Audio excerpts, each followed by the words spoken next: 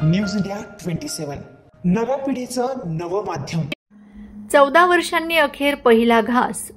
SCG मानवता cancer सेंटरमध्ये जटिल रोबोटिक शस्त्रक्रियेमुळे रुग्णाला नवं आयुष्य।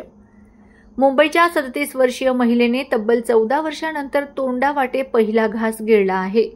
असं ऐकून अविश्वसनीय वाटेल, पण हा चमत्कार घडला आहे नाशिकच्या एससीजी मानवता कॅन्सर सेंटरमध्ये। सुमारे 14 वर्षांपूर्वी रुग्णाच्या अन्ननलिकेत गंभीर आकुंचन निर्माण झाले। साधं अन्न गिळणं तर अशक्यच, पण गेली अनेक वर्ष त्या फक्त द्रव आणि मऊ आहारावर जगत होत्या। यावर्षी सप्टेंबरमध्ये तर अन्ननलिकेच्या खालच्या भागात कर्करोग असल्याचं निदान झालं आणि संघर्ष आणखी कठीण झाला।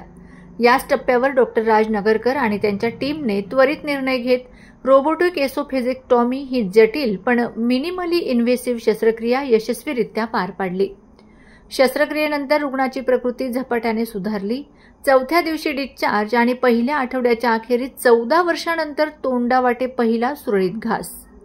हा क्षण रुग्ण, त्यांचे पती आणि संपूर्ण वैद्यकीय टीमसाठी अतिशय भावनिक ठरला।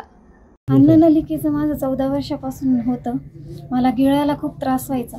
मला अन्नसुद्धा गिळलं जायचं नाही। मी एकदम किंचित घास खायची आणि भरपूर पाणी प्यावं लागायचं मला। त्याच्यामुळे मग मला डायलिटेशन्स करावं लागायची।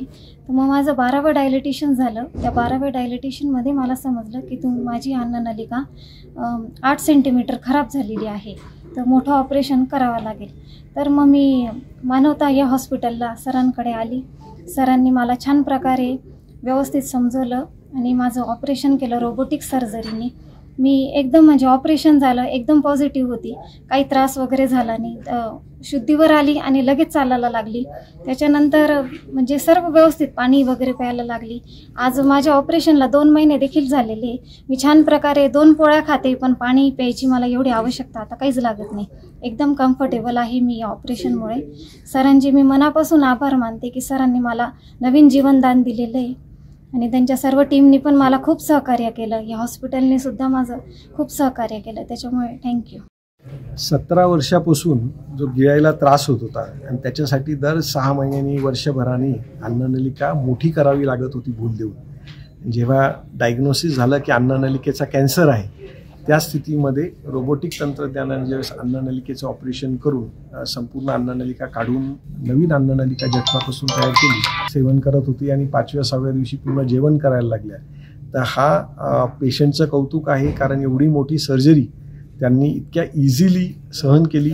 पुढच्या 5 दिवसांमध्ये हॉस्पिटलमध्ये असताना एकही पेन किलरची गरज पडली नाही। पेशंट पहिल्या दिवसापासून चालत फिरत होते आणि रोबोटिक तंत्रज्ञानामुळे हे इतकं मोठं मानलं जाणारं ऑपरेशन कमीत कमी त्रासामध्ये काहीही रक्तस्राव न होता करता येणं शक्य झालेलं आहे। अन्ननलिकेच्या कॅन्सरचं प्रमाण आपल्या समाजामध्ये, आपल्या देशामध्ये भरपूर आहे।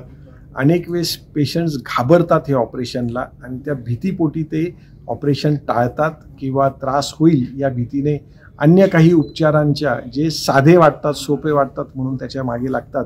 परंतु अन्ननलिकेचा कॅन्सर योग्य वेळेत निदान केलं, योग्य ऑपरेशन केलं तर पूर्णपणे बरा होणारा कॅन्सर आहे। हा विश्वास प्रत्येकाने घेतला पाहिजे।